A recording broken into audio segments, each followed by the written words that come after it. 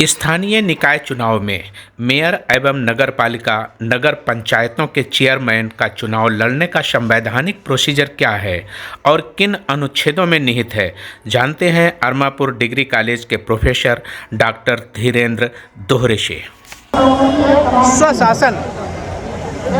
स्वशासन के अंतर्गत होने वाले जो निकाय चुनाव हैं उनके बारे में थोड़ा विस्तार से बताइएगा, प्राविधान क्या है। नमस्कार, बहुत बहुत धन्यवाद। मैं डॉक्टर धीरेन्द्र कुमार दोहरे हूँ और आपने जो प्रश्न किया है वो इस समय मौजू प्रश्न है, वर्तमान समय में प्रासंगिक प्रश्न है, इसलिए कि उत्तर प्रदेश राज्य निर्वाचन आयोग के तरफ से नोटिफिकेशन जारी किया गया है कि उत्तर प्रदेश में त्रिस्तरीय चुनाव संपन्न हो रहे हैं। त्रिस्तरीय चुनाव का मतलब सीधा ये है कि शहरों को 3 भागों में विभाजित किया गया है, जिसका कि आर्टिकल 1994 में इसका कॉन्स्टिट्यूशनल अमेंडमेंट किया गया, जिसको 74वां संविधान संशोधन कहा गया। इसके अंतर्गत 18 विषय हैं जो कि 343B आर्टिकल 343B में 18 विषय जो होते हैं उनमें कानून और नियम बनाने का अधिकार हमारे नगर निगम,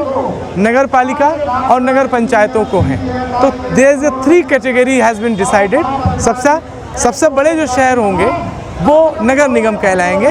उनमें अधिकतम नगर निगम का जो एक है वो महापौर होगा और वहाँ पर अधिकतम 110 सभासद हो सकते हैं। उसी प्रकार से दूसरी कैटेगरी है नगर पालिका की, जिसमें सभासद वहाँ भी होंगे, उनका भी निर्वाचन होगा। तीसरी कैटेगरी है नगर पंचायत की, वहाँ भी नगर पंचायत अध्यक्ष का चुनाव अलग होगा और सभासदों का चुनाव अलग होगा। तो ये जो चुनाव रणभेरी चल रही है इस समय, नॉमिनेशंस फाइल हो रहे हैं और सब अपना तैयारी कर रहे हैं, ये सारा जो काम कर रहे हैं वो बाकायदा संवैधानिक जो व्यवस्था है जो कि बहुत पहले से भारत में चल रही थी, 1952 ही नहीं, 1800 समथिंग में सबसे पहले चेन्नई में इसकी नगर पालिका की व्यवस्था हुई, सबसे बड़ा शहर। तो बहुत पुराना इंग्लिश पीरियड के समय से चल रहा है, लेकिन हमने उसको अमेंडमेंट के थ्रू हमने 73वां और 74वां संविधान संशोधन किया और इसमें हमने 2 अनुसूचियाँ जोड़ी, एक 11वीं और एक 12वीं। पहले 10वीं अनुसूचियाँ थी, 8 थी बाद में, तो 11वीं और 12वीं अनुसूची बाकायदा हमने उसमें मेंशन की है। और आर्टिकल 342B में नगर पालिका एक वर्ड है, वो उसके नाम से वो चैप्टर है पूरा कंप्लीट। तो जो भी चुनाव हो रहे हैं उसमें देखिए दोनों में डिफरेंस समझिए।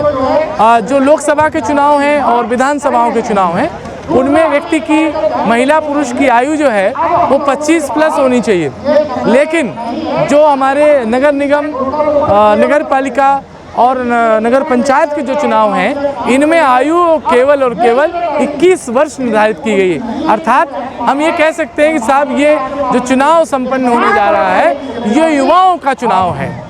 एक नए से नए युवा जनप्रतिनिधि बन सकते हैं, अपनी किस्मत आजमा सकते हैं और अपना प्रतिनिधित्व कर सकते हैं। विषय हमने बताया कि 18 विषय हैं। इन विषयों पर शहरों में सफाई है, सैनिटाइजेशन है, मुर्दा शवों को डिस्पोज ऑफ करना है, गरीबी उन्मूलन है। There is a totally 18 subject, जबकि उसमें और 29 है पंचायत में, जो इसमें जो है वो कम है। तो ये जो था वो हमने आपको कुछ बताने का प्रयास किया है। पार्षद और महापौर इनके कार्य क्या है और संविधान के किस अनुच्छेद में नहीं? देखिए, पार्षद और महापौर ये एक प्रकार की पंचायती व्यवस्था है। महापौर एज ए होल, पूरे नगर निगम में एक महापौर होगा, लेकिन पार्षद 100 से ज़्यादा भी हो सकते हैं। इन सब का काम ये है कि जिस क्षेत्र को निर्धारित किया वार्ड, तो वार्ड में सफाई हो। जो बेसिक 18 विषय हैं वो लिखे हैं संविधान में कि क्या क्या ये लोग करेंगे। तो बेसिकली तो उसमें सफाई व्यवस्था है, सैनिटाइजेशन है, कोई शव को डिस्पोज ऑफ करना है, यहाँ तक कि कोई जानवर ख़त्म हो गया, वहाँ कोई गरीबी है तो उसका डूडा से लोन, ये वो, मतलब 18 विषय हैं टोटल। और ये सब करने की जिम्मे कांजी हाउस, कोई जानवर, कुत्ता बहुत आजकल परेशान कर रहे हैं तो इनका बधियाकरण किया जाए। जो नगर निगम करता है, लाइट है, स्ट्रीट लाइट है, ये नगर निगम काम करता है। पार्कों का डेवलपमेंट करता है, घूमने के लिए क्रीड़ाओं का, स्विमिंग पूल, ये सब नगर निगम का जो एरिया है वो नगर निगम टैक्स भी वसूलता है हमसे। हम लोग जब जाते हैं नामांतरण कराने तो नगर निगम को पेमेंट करते हैं house tax, this is the direct tax. House tax है, पार्क टैक्स है, ये है, तरण तारण टैक्स है, तमाम इससे कलेक्शन जो होता है वो एक्सपेंड करता है। इसमें 13वां वित्त आयोग जो होता है वो भी पैसा डालता है इसमें, और ये भी हम अपना भी जनरेट करते हैं। जो कमिश्नर होता है, IAS अधिकारी होता है नगर निगम में, बाकी जो छोटी नगर पालिका होते हैं वहाँ पर EO होता है, एग्जीक्यूटिव ऑफिसर। ऐसे ही नगर पंचायत होते हैं। तो ये पूरे उत्तर प्रदेश में चुनाव उस समय ओपन हो गया है और वो चल रहा है। संविधान में इसका पूरी व्यवस्था है। ये जो नगर निगम नगर पालिका के चुनाव होते हैं तो इसमें राजनीतिक पार्टियां क्या अपने अपने कैंडिडेट उतार सकती हैं, और अगर उतार सकती हैं तो क्या कोई ऐसा प्राविधान है? देखिए, भारत में मल्टीपल पार्टी सिस्टम जो है और जब से देश आज़ाद हुआ तब से बाकायदा इस काम को करने के लिए एक इलेक्शन कमीशन बना दिया गया है। तो इलेक्शन कमीशन जो है वो सेंट्रल में भी है और राज्यों में भी है।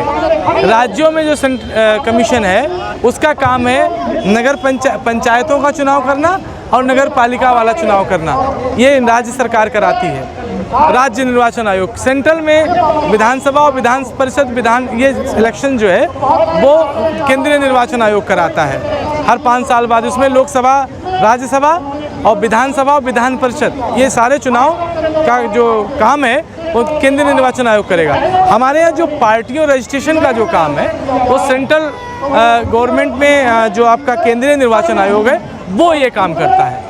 किसी को मान्यता देना है, किसी को मान्यता नहीं देनी है, किसी की खारिज कर देना है, सैम्पलिंग कर देनी, ये सारा काम वही करते हैं। तो इसका कानूनी एक फ्रेमवर्क है कि हमारे यहाँ कोई भी व्यक्ति पार्टी बना सकता है, जो रूल्स और रेगुलेशन बने हुए हैं इलेक्शन कमीशन के, और अपनी किसी भी राज्य में जा कर के, अगर वो राज्य स्तरीय है तो राज्य में होगी, बाहर जो चुनाव लड़ सकती है। एक पार्टी कुछ भी कहीं भी चुनाव लड़ सकती है। उसकी पूरी व्यवस्था भारत के संविधान और उसके संबंधित कानूनों में मौजूद है।